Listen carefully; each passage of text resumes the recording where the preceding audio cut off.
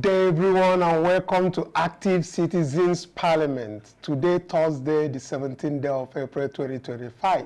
Now, good morning, afternoon, and evening, depending your time zone. There is good news coming out from Lagos State. As we know, that is coming from our Papa Magistrate Court 9, sitting at Ajegunle. They have today discharged and acquitted Alabi Quadri, the young Nigerian who became a national symbol of courage during the 2023 general elections for standing boldly at the front of the convoy of the then Labour Party presidential candidate, His Excellency Peter Obi. He was discharged and acquitted of conspiracy to commit felony and armed robbery. Now, a whole lot of issues we'll be discussing today about this and about the Fix INEC, Fix Nigeria project from Mandate 4. I'm being joined by Dr. Damian Atta, who will be having this conversation with me via Zoom. But let's get what happened in court first. Then when we come back, I will now introduce my guest joining us via Zoom. So let's hear how it all played out from the court. Then we'll come back for the discussion. I would also fail to remind you that we are going to also discuss the issue of the social media being labeled as a terrorist organization by Sultan of Sokoto. We'll be having that conversation. But let's start with the P2B's boy. Give us a brief rundown of what happened in court today. Okay, so we were in court this morning. As you can see, we just finished the proceedings before Court 9, Magistrate Court at Papa. We came this morning regarding the case of Alabi Quadri, a 17-year-old teenager who came to fame in 2023 during the elections when he spontaneously jumped and stood in front of the convoy of the presidential candidate of the Labour Party, Mr. Peter Obi. You would recall that his photograph at the time became an internet sensation, and Nigerians became very interested in his case.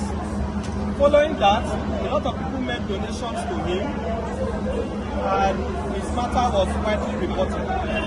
Quite sadly, people in the community some people in the community, so-called area boys, felt entitled to be settled in quotes or to be appeased, and they demanded that part of the monies you donated to Quadri be given to them. In fact, I can also tell you that the value of their community specifically told Quadri's mother to buy a cow with rice and cook to appease the youth. Because they refused to do this family has been continuously witch-hunted since 2023. Let me also place on record that this was the second time that Quadri has been arrested. The first time, the same area boys took him before the same valley of the community, invited police to arrest him. At that time, we did not hear about it. So in January, he was returning from work at night when two boys grabbed him, dragged him to the Amokoko Divisional Police Headquarters, and told the DPO that Quadri was involved in street fighting. To our greatest dismay, on the 27th of January, the police brought him before the same court to be remanded, only for them to get to court, and they were told that Quadri was being wanted in connection with a case of armed robbery. The family was very shocked by this development. The family had no hand in this, and therefore nobody heard about it until one Hassana brought this matter to please come to this side.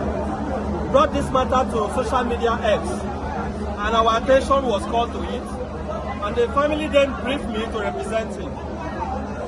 This is the mother of Quadri, and this is Hassana, the activist who brought the matter to public attention. We took immediate steps to investigate the matter. And I personally met with Quadri at the Medium Security Correctional Custodial Center, Kirikiri. He interviewed him for over 2 hours, and he made it clear to me that, number one, the other persons who were said to be his casemates are unknown to him, and that he was not involved in any case of armed robbery or any other offense. We therefore took steps to bring the matter to the attention of the DPP. Finally, the Director of Public Prosecution issued a legal advice, and as you can see today, the court found that Alabi Quadri had no case to answer, he was not involved in armed robbery, and there was no basis for him to be arrested. So Quadri was discharged today and has been set free. He's going to go home in the next few minutes once the magistrate has signed his release warrant. So I want to thank Nigerians who have shown solidarity with Quadri, and I want to state on record that the DPO of Amokoko Divisional Headquarters must immediately be removed. I am calling on behalf of the family that the DPO of Amokoko must be removed immediately, and that even the IPO and other officers who were involved in this very devilish act of framing up a minor for armed robbery must be made to face orderly room trial. We are also demanding that the police must pay the sum of 100 million to Quadri, having been detained since January illegally. Lastly, we demand a public apology from the Nigerian police, and we ask the Inspector General of Police and the Commissioner of Police, Lagos State Commissioner of Police, to ensure that these measures are taken. Currently, Quadri and the family are under constant threat. We may have to find a way to... It's so good coming from Inibe Efyong. Barrister Efyong, thank you so much for the good work you are doing, and all the other active citizens who were actually there want to thank you so much. Now, coming back to the studio, I will want our viewers to actually, go to the comment section and, tell us their take about a young man who has done nothing. Yes, discharged and acquitted the young Alabi Quadri. Don't you think that there should be some sort of punitive measures to the people who took this action, and also some sort of compensation for him spending months in prison? But while you go to the comment section to do that, let me bring Dr. Damien, who is joining us via Zoom. Dr.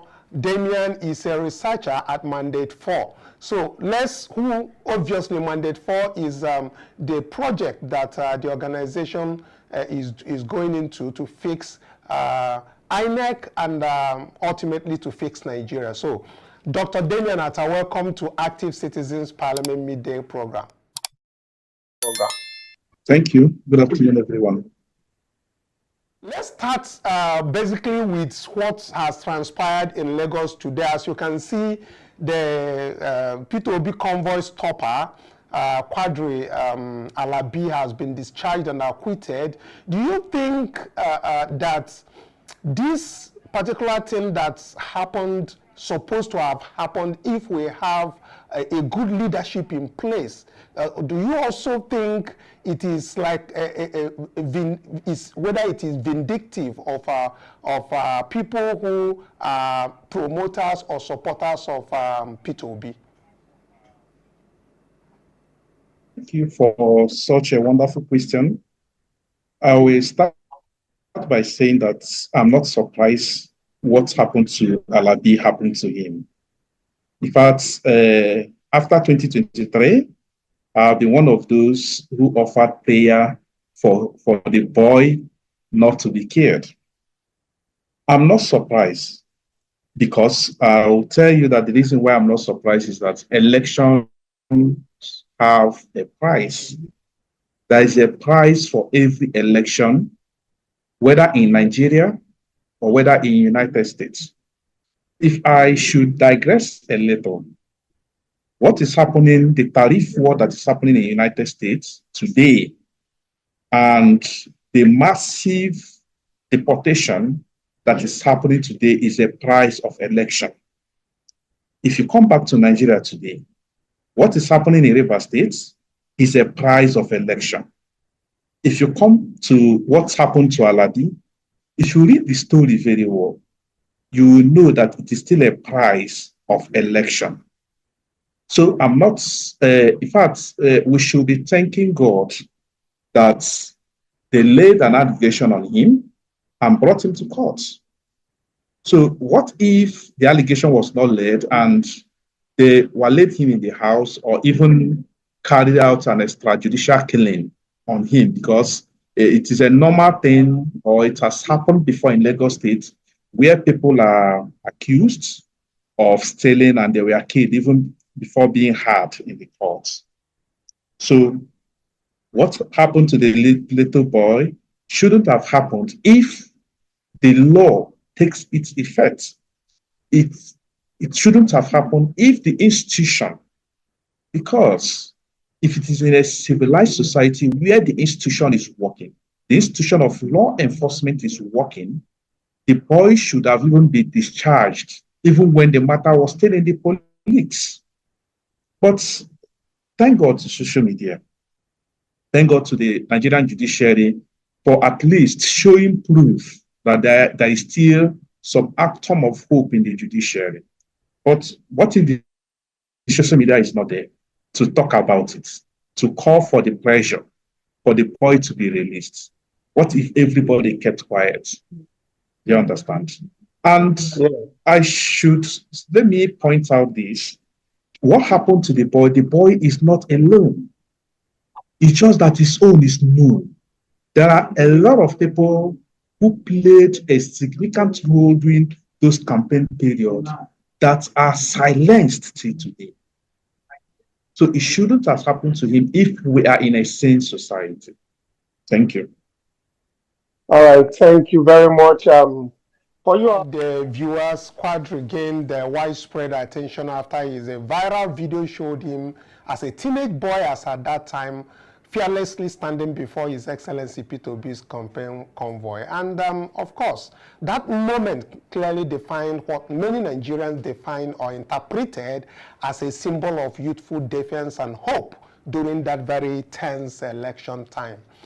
Well, go to comment section, tell us your take. But I want to ask again, Dr. Damian, don't you think that what happened to him again is as a result of a systemic failure in governance?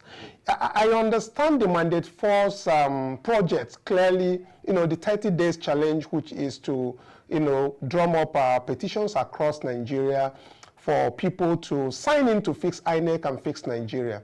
You think that one of these things that happened to this guy shouldn't happen to somebody else when we do fix INEC and fix Nigeria? Okay, thank you for bringing it to Mandate for Divine Initiative. I call it a divine initiative because in 1973, Chinua Achebe wrote a book he called The Problem with Nigeria.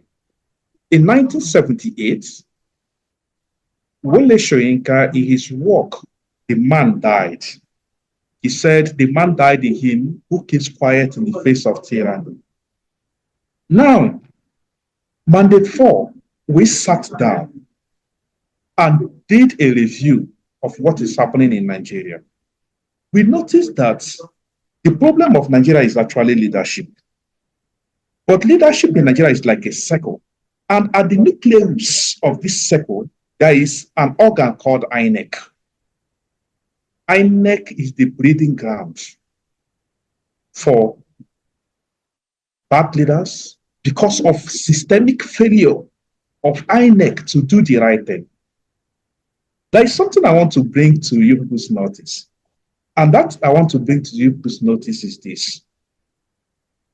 In political science classroom, we are taught that there is checks and balances.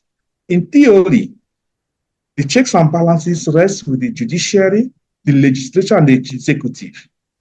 But that is in a sane society. But when you look at every democratic society, you notice that the checks and balances lies with the people. And in the people is the power, their power to vote out their leaders and to retain them in power. So when INEC, the inability of INEC to function properly has actually removed this power of checkmating the leaders from the people. So our Fix INEC campaign and Fix Nigerian campaign is that we are looking at a way INEC could be reformed.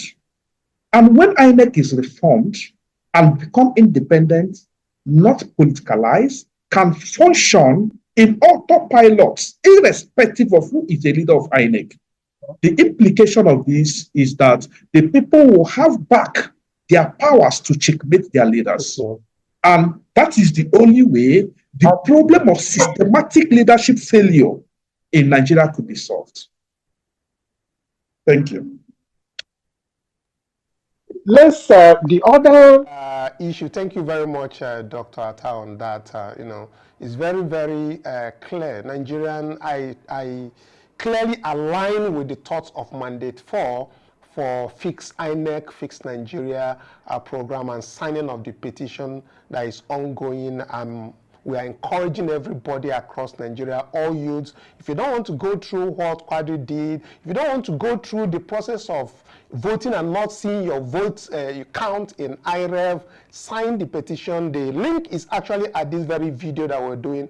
Click on that link, sign the petition. Now, let's, Dr. Atta, let's look at what, you know, just happened, I think about yesterday or thereabout, where the Sultan of Sokoto actually referred to social media as a terrorist organization. But first, let's hear it from the big man from Sultan, who, that is, I'm talking about Alhaji Muhammadu Saad Abubakar III, who has described social media as a terrorist organization that poses a significant threat to national security. I don't know where he got national security threat from this, but let's hear him first, then we'll get into the conversation.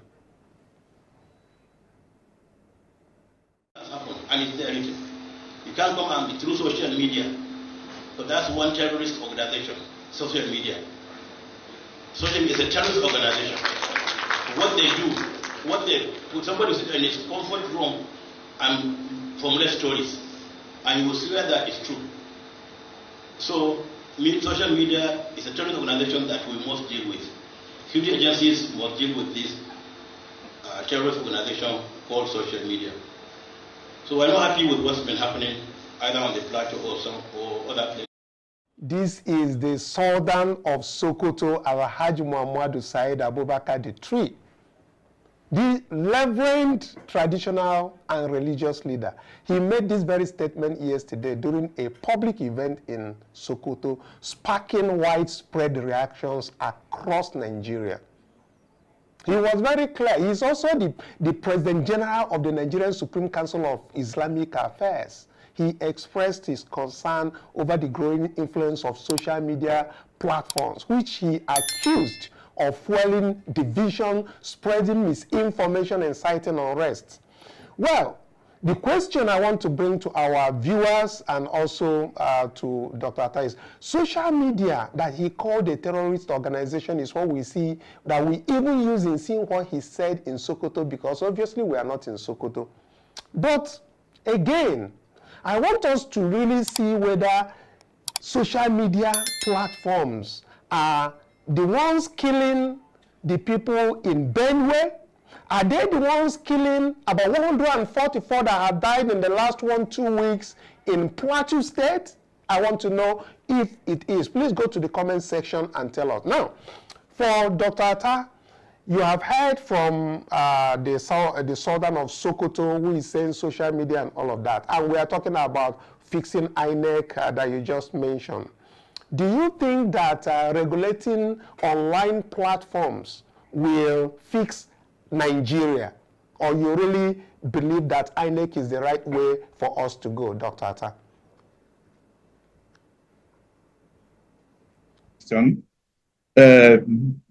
I apologize to my listeners because I would equally digress more and then we make a quote from the scripture.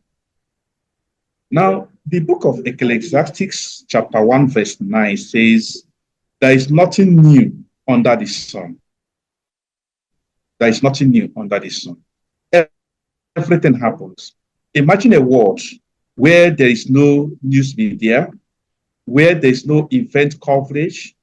Imagine a world where the news media are regulated and censored by the government through NBCR code of reporting, and a lot of things. In fact, such world is a blind world. That is where I'll start with. A world without social media is a blind world. A world without mass media is a blind world, because there is no way the citizens will be aware of what is happening around them. In fact, it should equally be included that social media should equally constitute the rights of every citizen. Now, let's look at the Sultan of Sokoto is someone I have so much respect. But we should equally look at the political climate of what is happening in Sokoto. What is happening in Sokoto, or what has happened, the recent killing in some of the northern states of this country is an eyesore. And then when our leaders come out to say we should censor media, I'm telling you, every citizen of this country should see the call as a Greek gift. It is a Greek gift because the Sultan was quoting saying that sometimes you see report people manufacture story. He was citing fake news. He was citing cyberbullying. He was citing fraud. Yes, these factors are legitimate concern. But as far as our leaders are concerned, it is a Greek gift, because these are not actually what their intention is on. Their eye is not on fake news, it's not on hate speech. Their eyes is to muffle the opposition, to muffle the ability of the citizens to actually react to what is happening around them. Now, in 2023, we had an elections. I'm telling you that most of the elections that is happening in this country is getting better because of people's reaction on social media. Most people do not read the traditional newspapers alone. If you look at all the traditional newspapers we have in this country, if you look at them all, you notice that most traditional newspapers we have in this country are owned by politicians. So how do you expect the politicians to give you a voice? It will not happen. If you look at most television channels we have in this country, the ones that are not owned by politicians are too costly.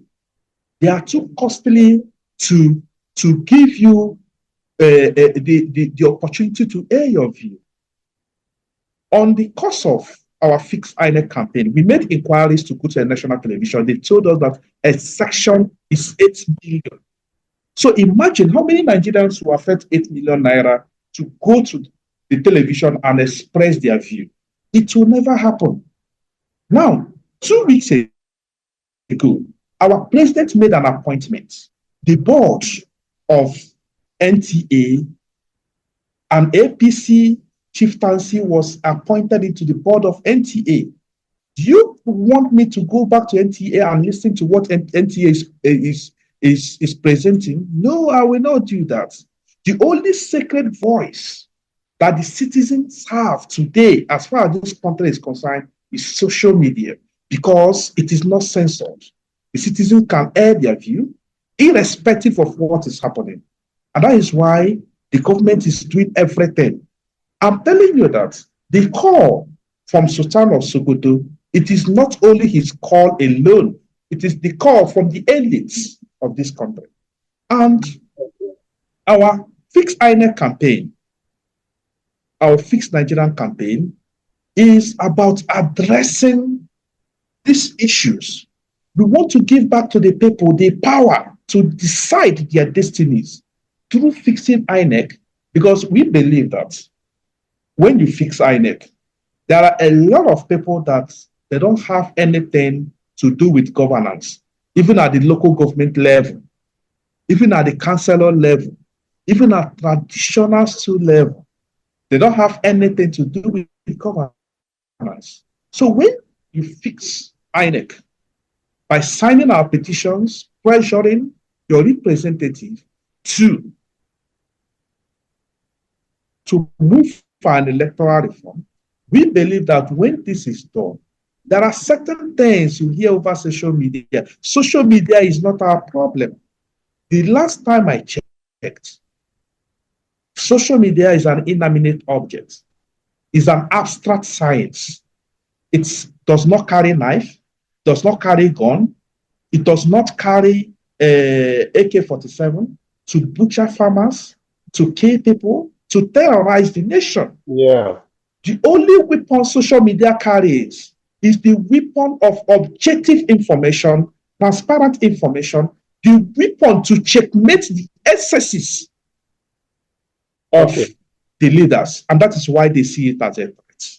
All right. Thank you very much. And what I understand is that a terrorist organization is actually too extreme. And we think that the platform is not the problem, but what the people, how the people use it. And, you know, we should also caution even these leaders for generalizing this whole thing. But before we go further, let's take, you know, a quick tidbit from the founder, CEO of the Mandate 4, Century Favor, who obviously is doing a 30-day challenge, and today is on day 17. But let's hear from him on how this very challenge on fixing INEC will start from, and where we are today, being the 17th day of April. Let's take a listen.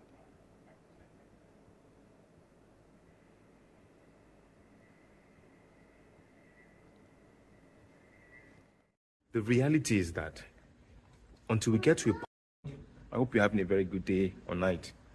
If you're watching this video, I want to challenge you to speak up to reform INEC. The reality is that until we get to a point where when you vote, your vote counts, the current political elite, they don't need you. You can rant, you can protest, you can do anything on Twitter, or you can shout. They won't need you because they already own the system. The system does not currently work. Right now, there's a small window, a 2-month window, where you can speak up and reform INEC, because a committee is currently sitting at the Senate deliberating on amendments to the Electoral Act and also on the Constitution. We've submitted a 20-page document that contains radical amendments. In the next 30 days, I'm going to be sharing with you what we have in those amendments that we've submitted to the Senate. Sign the petition, speak up in the next 30 days to reform INEC. My videos, and you've not yet visited fixinec.org to become a citizen vote protection volunteer or to sign a petition to reform INEC, and you are still complaining about Nigeria, complaining about our elections, complaining about bad governance, complaining about corruption, I'm waiting for you now. Go to fixinec.org. F-I-X INEC. Go to fixinec.org. You can change the future of this nation. Yes, I'm waiting for you. Go there now. Yes, waiting. Have you gone there? Go and sign up. Fixinec.org. It's very simple. Close this video and go to your browser and type it. Yes. Yes, you. Thank you. So welcome back, viewers. So we have heard from Century Favor about the 30 days challenge, and of course today is day 17, and he's charging you today. Have you clicked on the link? The link is actually on the description and even on the chat box of this very particular video. Click the link, go into that place, read about the Mandate 4 petition, sign up for the petition, and be among the active Nigerians, active citizens who are going to make this very change. The change we are talking about is the change of you seeing your vote directly reflecting on IREV. No more rigging of election. And that is what all of this is all about. Now, let's quickly get the video that our guest of today made as far as these very issues are concerned. Let's hear from him. Then when we come back, he will tell us more about fixing INEC and fixing Nigerian problems. Just please, wherever you're watching us from, click the link, share this video, let people start filling the forms for this, because we need change. And that change must happen at the National Assembly. Let's take a listen. 2007, President Yar'Adua acknowledged the flaws in the electoral process that brought him to power.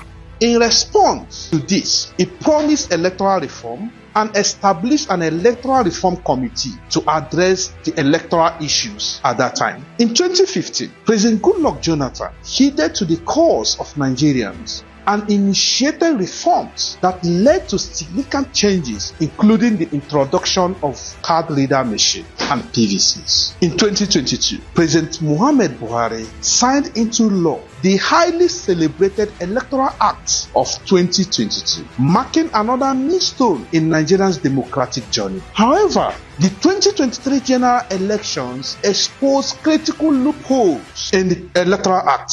Issues around transmission, logistic management, election petition management, fraud management, electoral transparency, etc. What is the takeaway from all these reforms? Mandate 4 call for comprehensive electoral reform through the National Assembly is both legitimate and non-partisan. It is in line with established tradition. We call on President Bola Tinubu and the leaders of 10th National Assembly to uphold the tradition of electoral reforms. Nigerians deserve a new and improved electoral act that will ensure that INEC remains independent and non-politicalized, guarantee electronic transmission of results, impose severe penalties on vote buying and other electoral offenses, promote transparency and verifiable result collection and transmission. Join Mandate 4. Sign our petition today. Share our videos. Call on your representative at the National Assembly and demand an urgent electoral reform. It is now, it is today, and cannot wait till tomorrow, because tomorrow is not assured. I am Dr. Damian Atta, a research consultant.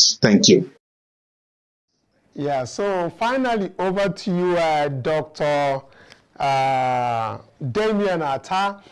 You spoke so much on this very video that the time is now for Nigerians to take action on the electoral reform, and from the way Mandate 4 is going about this in partnership with the active citizens, it means that the action needs to start from now, wherever anybody is. Please, what is your last word for today? Because on each day we'll be coming out to motivate young Nigerians to sign up for this petition so that we can fix Nigeria by fixing INEC. Your last words, please, Dr. Atta. Okay, thank you for giving me this opportunity. Now, the need for fixing INEC is timely.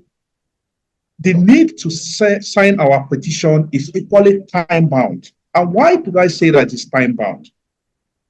The National Assembly is already deliberating on electoral reform.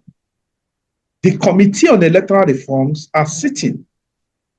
They are sitting, they are deliberating on which areas that they are going to reform. I will shock you that what our politicians are talking now is to know, to make sure that governorship elections and presidential elections are conducted on the same day. They are talking about women participation, which is equally a good or a right direction.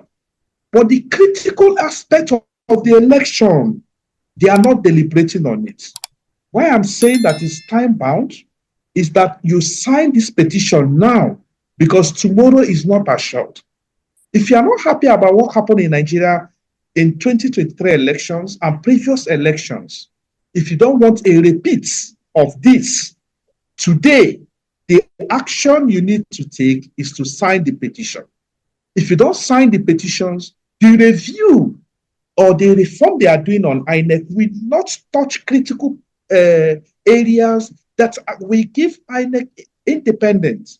As I'm talking to you today, there is an ongoing consultation on appointment of key INEC staff. I'm telling you today that if you don't not sign for fixed INEC or INEC reform, tomorrow you will hear that an APC member is appointed as an INEC chairman, and there is nothing we can do. So join Mandate 4, sign our petition, share our videos for fixed INEC, and call on your representative. It is a divine project. It is a divine project. It is a citizen's demand to fix INEC and electoral reform through Mandate 4. Thank you. Thank you very much, Dr. Damian Atta, for that. So wherever you are, if you're an active citizen, we want some of you to volunteer at your local community, polling unit level, ward level. Please do volunteer when you go to the link. You want to be you know, somebody who is going to motivate your community and all of that. Do get to that very form, sign up the petition, and give us your feedback in all of this. Until tomorrow, when we come back again, do enjoy this and share this video. Bye for now.